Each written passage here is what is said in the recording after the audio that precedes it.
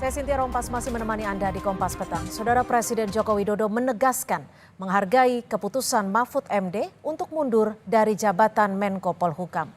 Usai melakukan kunjungan kerja di Klaten, Jawa Tengah, Presiden Jokowi bilang keputusan untuk mundur sebagai menteri adalah hak dan akan menghargai keputusan Mahfud MD.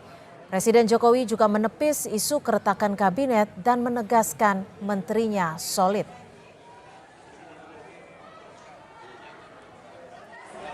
Mana Pak Mahfud MD? Itu hak dan saya sangat menghargai. Sampai detik ini saya belum mendapatkan laporan. Ya. Kabinet terima kasih Pak. Sangat solid. Ya.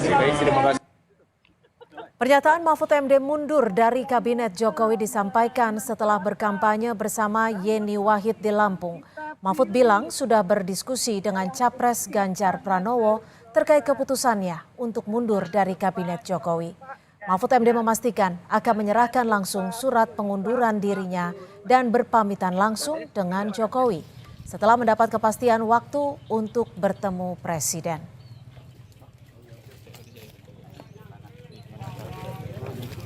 Saya memang sudah lama bersepakat dengan Pak Ganjar untuk mundur, tapi nunggu momentum. Maka hari ini saya sudah membawa surat untuk Presiden,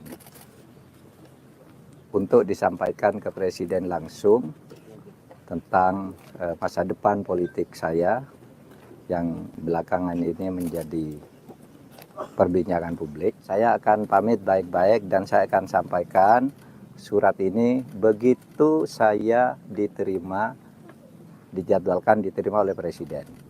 Presiden ada di luar Jakarta sampai Kamis, saya juga baru akan pulang ke Jakarta Kamis. Mudah-mudahan secepat kami tiba di Jakarta, secepat pula kami bisa bertemu. Menko Polhukam sekaligus Cawapres nomor urut 3 Mahfud MD memastikan mundur dari Kabinet Jokowi Maruf 2 pekan sebelum pemungutan suara. Tak hanya Mahfud, Menteri dari PDI Perjuangan Tri Risma Marini pun disebut Sekjen PDIP Hasto Kristianto merasa tak nyaman di kabinet. Lalu seperti apa dampak dari mundurnya Mahfud hingga isu ketidaknyamanan beberapa menteri di kabinet? Usai Jokowi beri pernyataan Presiden boleh memihak dan berkampanye. Kita perbincangkan dengan narasumber yang sudah bergabung di Kompas Petang. Sudah ada Sekjen Partai Bulan Bintang yang juga Wakil Menteri Ketenagakerjaan Pak Afriansyah Nur dan juga politisi PD Perjuangan Bung Andreas Hugo Parera serta pengamat politik yang juga Direktur Eksekutif Lingkar Madani Bang Ray Rangkuti. Terima kasih Bapak-Bapak sudah bergabung bersama kami di Kompas Petang. Makasih.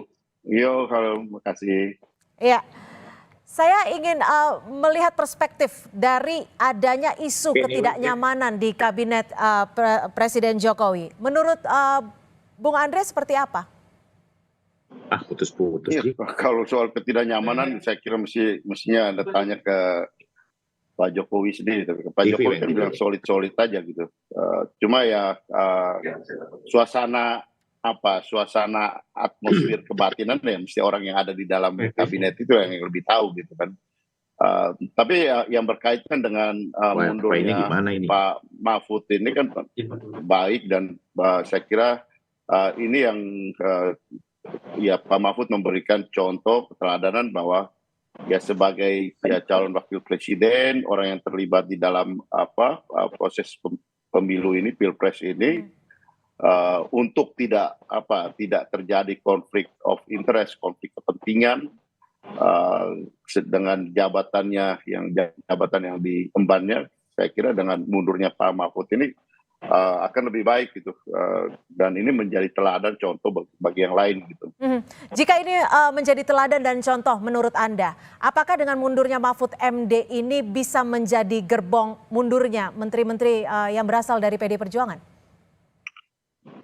Saya kira bukan cuma menteri yang berasal dari PD Perjuangan ya, menteri lain yang juga terlibat di dalam urusan pemilihan presiden ini juga seharusnya menyadari itu gitu. Karena yang kita lihat bagaimana apa yang dilakukan dengan menggunakan fasilitas negara, kemudian juga ya di situ ada konflik-konflik kepentingan di situ. Nah, saya kira itu akan lebih memastikan bahwa proses pemilihan presiden maupun pileg ini juga bisa berjalan dengan secara lebih fair, lebih netral, dan itu yang kita harapkan gitu. Pak Afriansyah, kalau Presiden menyebut solid, tapi memang ada isu ataupun sinyal-sinyal sejumlah menteri akan mundur, bagaimana Anda menjawab ini? Ya, menurut saya secara pribadi ya, saya juga sekarang kan di kabinet sebagai Wakil Menteri Ketenagakerjaan Republik Indonesia. Ya. Dan juga menjadi Wakil Ketua Tim Nasional TKN dari Indonesia Maju Prabowo Gibran. Nah, kalau saya secara pribadi dan kelembagaan, ya dengan berada di kabinetnya Pak Jokowi, ya nyaman-nyaman aja. Yang jelas, ini kan ada bahasa tidak nyaman. Ada bahasa mungkin tidak enak dengan Pak Jokowi yang kebetulan juga Mas Gibran maju sebagai wapres, ya kan?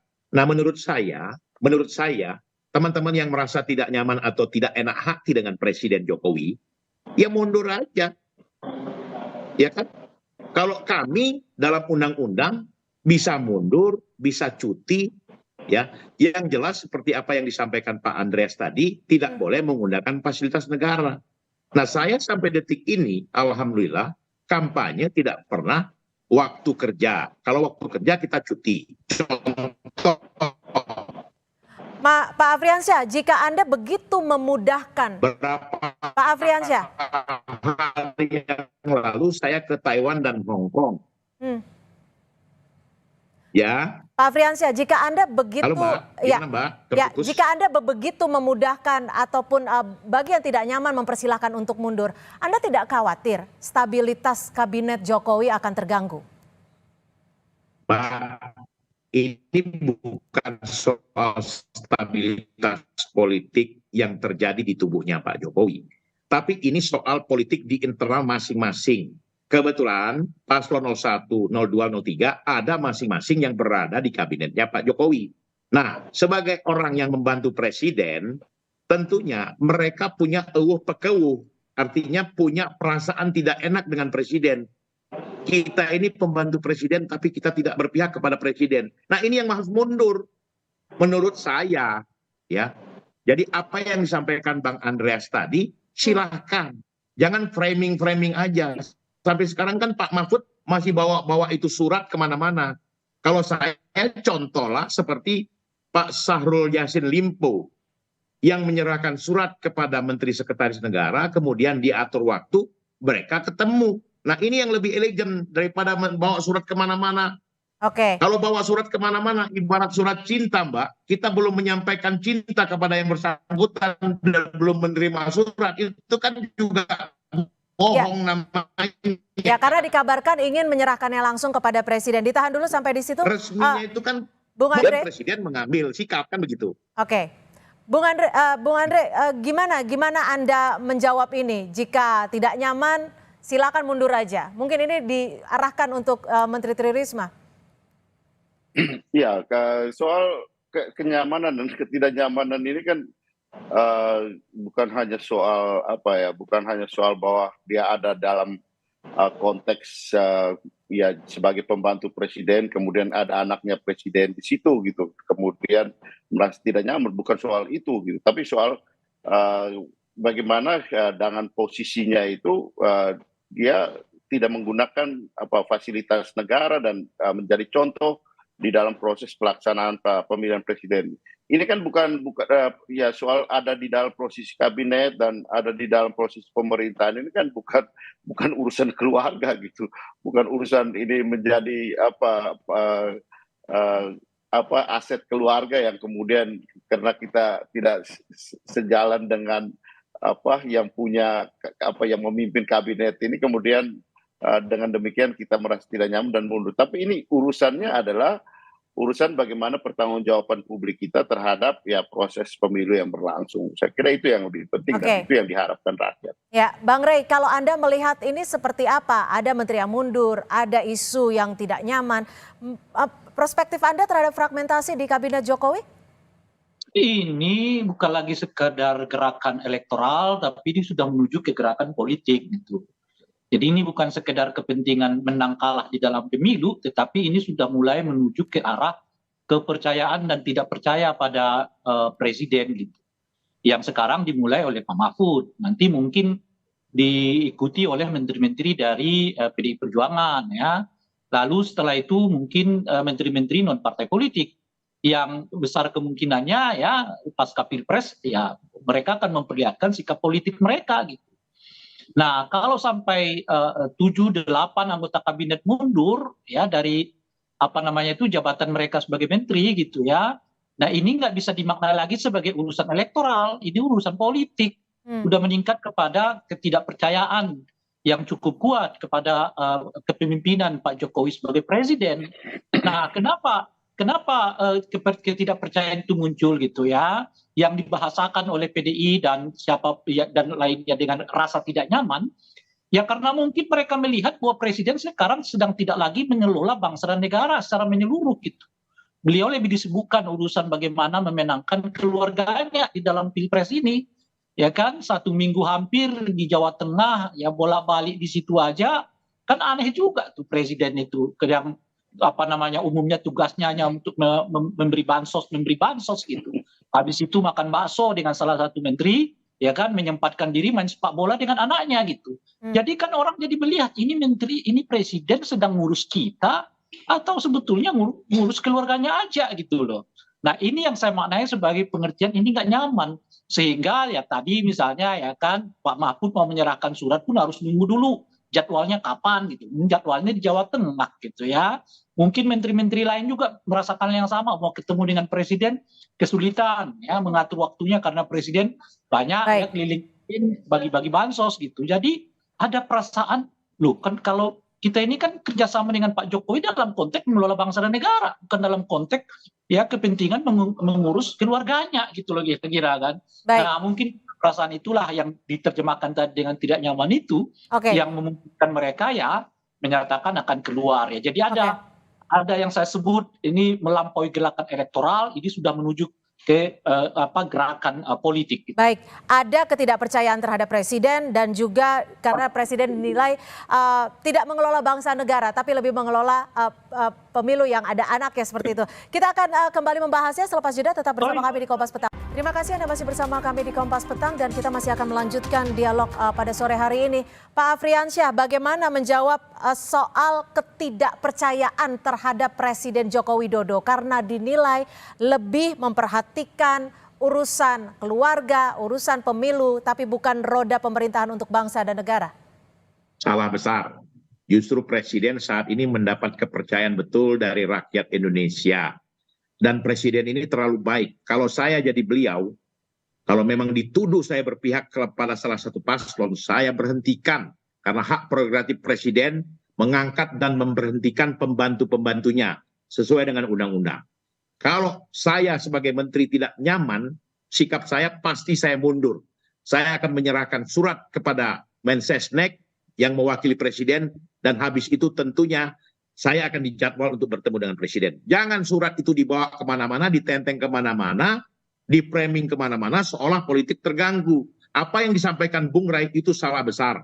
Dan kami meyakini bahwa Presiden, berapapun menterinya yang mundur, banyak orang-orang yang akan membantu beliau meneruskan periode sampai dengan Oktober 2024 ini.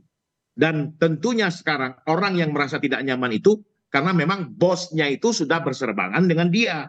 Jadi nggak enak hati, bukan nggak nyaman, nggak enak hati. Nah ini yang harus disikapi Mbak Cynthia. Jadi tolong jangan memframing seolah-olah tidak nyaman, seolah-olah seperti apa. Ya. Dan ini memang harus teman-teman kabinet ini sadari bahwa kalau memang nggak nyaman ya mundur. Oke, Bang Hugo bagaimana Bang Hugo menjawabnya? Kalau tidak nyaman mundur saja, jangan framing. Betul, dan satu orang itu mundur, yang ngantri itu 30 orang, 100 orang. Putra-putra terbaik yang akan membantu Presiden Jokowi. Itu jelas itu. Ya, Mbak Bang Hugo, Cynthia. silakan Bang Hugo tanggapannya. Ya, nanti yang akan terjadi adalah yang berpihak pada keluarga dan yang berpihak pada kepentingan bangsa dan negara. Karena kalau kita lihat bagaimana ini kan dipicu oleh apa yang disampaikan oleh Pak Bapak Presiden Hugo, saya sendiri. potong sedikit. Sebentar, Bapak Presiden saya itu. bicara, saya sedang bicara. Ditahan dulu, Pak Afri. Apa yang dibicarakan oleh Bapak Presiden bahwa ya beliau sendiri boleh berpihak gitu. Sehingga ya ini situasi yang memicu bahwa kalau Presiden berpihak, Presiden berkampanye dan ya termasuk juga ya tugas-tugas yang seharusnya dilakukan oleh menteri, dalam hal misalnya Menteri Sosial, Presiden kemana-mana juga bagi-bagi bansos. Ya seperti inilah situasi yang kita lihat dan rakyat melihat itu gitu. Rakyat melihat, jadi nanti akan terjadi ya menteri-menteri yang berpihak pada keluarga dan menteri-menteri yang berpihak pada kepentingan bangsa dan negara untuk menjalankan pemerintahan ini. Dan ini yang sedang diperhatikan oleh oleh rakyat melihat ini gitu, bagaimana apa yang terjadi di dalam persoalan yang berbingkai besar dari persoalan yang ada di dalam pemerintahan. Dan Pak Mahfud ya menunjukkan bahwa ya dia mengambil sikap ini karena untuk menunjukkan keteladanan beliau, bahwa beliau punya sikap untuk ya kita berbicara bahwa saya menjadi cawapres pun saya untuk kepentingan proses pemilu dan untuk kepentingan bangsa dan negara ini gitu. Baik. Bukan hanya soal untuk urusan karena keluarga, anak ada di situ kemudian kita semua harus berpihak ke sana gitu. Karena Baik, kami tangkap. Dan kemudian karena bapak keluarga dan anaknya semua anaknya jadi calon wakil presiden dan semua harus berpihak ke sana. Ya. Pak Afri, bagaimana menanggapi ini? Karena kan kalau melihat ada beberapa ketidaknyamanan, ada yang mundur, ini kan akan dikhawatirkan ada efek bola salju, ada juga efek domino, dan ini juga bisa berdampak pada rupiah, pada sentimen pasar. Artinya negara lagi yang akan dirugikan. Masih di mute, Pak Afri? Ya, ini yang dilakukan oleh lawan-lawan politik kita. Seolah-olah politik sekarang tidak stabil, seolah-olah kondisi gonjang-ganjing politik pemilu ini membuat suasana tidak nyaman. Itu sengaja di-framing sama mereka-mereka ini. Padahal mereka juga takut mundur, takut kehilangan jabatan. Seperti yang disampaikan Pak Andreas tadi, fasilitas dicabut semua, hak-hak konstitusi yang mereka dapatkan juga dicabut semua. Jadi menurut saya mundurnya Pak Mahfud segera saja, jangan menunggu-nunggu lagi. Karena bagaimanapun siapapun yang mau mundur, insya Allah Presiden akan banyak yang akan membantu. Ya, mungkin orang-orang profesional di luar partai bisa ditarik oleh Pak Jokowi sampai dengan Oktober 2024. Jadi soal stabilitas politik terganggu tidak akan. Saya menjamin bahwa semua akan terkendali dengan baik di bawah kepemimpinan Pak Jokowi. Karena Presiden ini adalah Presiden rakyat, Presiden yang betul-betul bisa mengatasi semua persoalan-persoalan. Ya, apalagi sekarang kalau memang ada pembantu-pembantu beliau yang merasa ya tidak enak hati, merasa tidak nyaman, ya itu yang saya sampaikan, mundur aja lah udah, ya jangan nunggu-nunggu waktu lagi, begitu Mbak Cynthia. Bang Hugo, takut kehilangan jabatan, apa benar seperti itu? Sebelumnya Pak Mahfud sempat berkomunikasi tidak sih dengan PDIP? Kenapa? Ya di dalam konteks ini tentu Pak Mahfud berbicara juga dengan teman-teman dari TKN, tentu juga dengan Pak Ganjar dan juga dengan partai-partai pendukungnya gitu. Dan ya situasi inilah kemudian yang menjadi pemicu, terutama ketika Bapak Presiden sendiri menyampaikan bahwa ya beliau berpihak, dan itu kan apa ya sangat jelas dan membuat bukan hanya di kabinet, rakyat pun melihat bahwa ya pemerintahan ini untuk mengurus keluarga atau kita mengurus jalannya proses pemerintahan yang masih ada waktu 1 tahun lagi gitu. Dan itu saya kira yang menjadi perhatian publik selama ini gitu. Dan ya ini proses ini kalau terjadi terus ya saya kira nanti hanya Pak Presiden dengan Pak Afriansyah Nur yang ada di kabinet tentu. Pak Afri, sebenarnya saat ini hubungan dengan menteri-menteri yang berseberangan, misalnya ada Tri Risma, ada juga Yasona, itu seperti apa di kabinet Jokowi? Baik-baik saja. Contohnya, saya di Kementerian Tenaga Kerja, Ibu Menteri saya dari PKB, dukung 01. Baru beberapa waktu lalu kita cerita bagaimana soal sidang kabinet, biasa-biasa aja, baik-baik aja.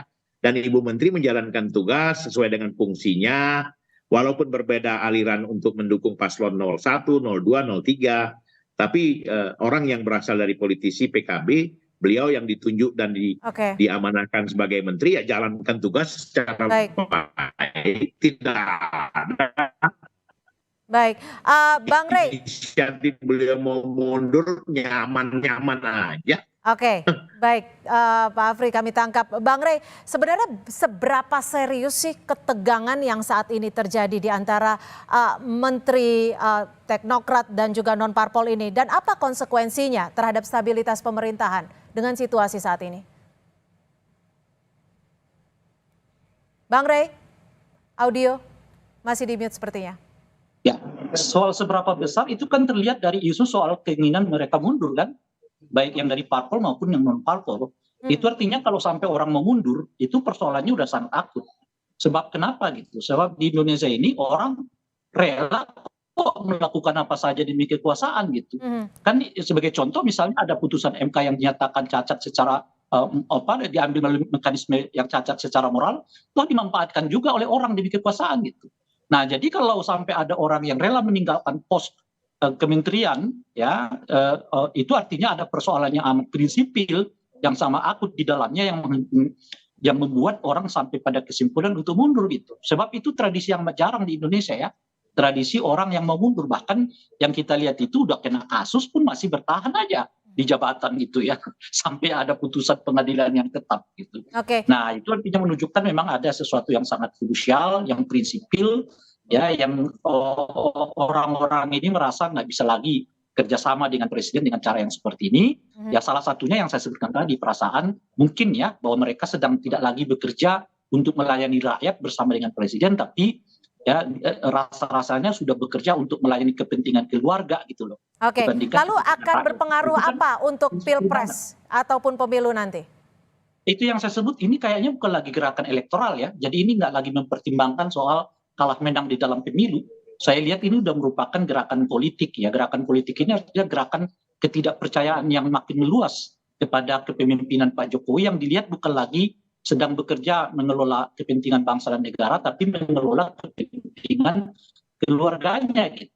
Nah, ini bertautan dengan gerakan yang makin membesar di kalangan mahasiswa yang terus-menerus menggelorakan gerakan anti dinasti politik, dan saat yang bersamaan juga mulai mengumpulnya gerakan-gerakan rakyat yang terlihat dari mereka berjejar ya di pinggir jalan ketika Pak Jokowi melalui satu jalan, tidak lagi dengan teriakan yang mengeluh-elukan, tapi sebaliknya memperlihatkan sikap politik yang berbeda dengan Pak Jokowi.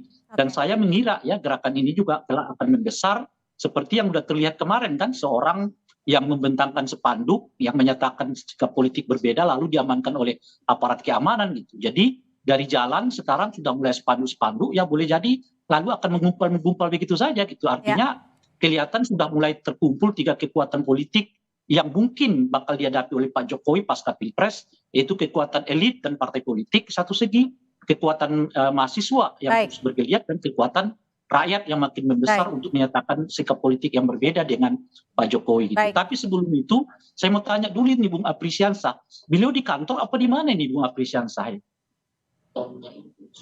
Saya jawab boleh Bu Cynthia? Silakan singkat saja, waktu kita sudah habis. Pak Ray, karena sudah lepas jam kantor ya, sekarang sudah jam 16 lebih, saya sekarang berada di kantor Partai Bulan Bintang. Jadi setelah lepas kantor, ya saya sudah sampaikan, saya lepas dinas dan saya pun tidak memakai aparat negara. Saya pakai mobil pribadi. Ya, Bung Ray. Bagus. Gitu. Iya dong.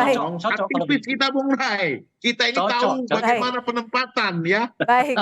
Nah, jadi Bung Ray tahu aja ya situasi kantor. Baik. Saya mau melihat apa yang Bung Ray sampaikan tadi. Goncangan politik ada nggak? Itu saya tantangin itu ya. Baik. Terima kasih atas perspektifnya sore hari ini Pak Afriansyah, Sekjen PBB yang juga Wakil Menteri Ketenagakerjaan, dan juga Bung Ray Rangkuti serta Bung Andreas Hugo Pereira sudah bergabung bersama kami di Kompas Petang. Selamat sore.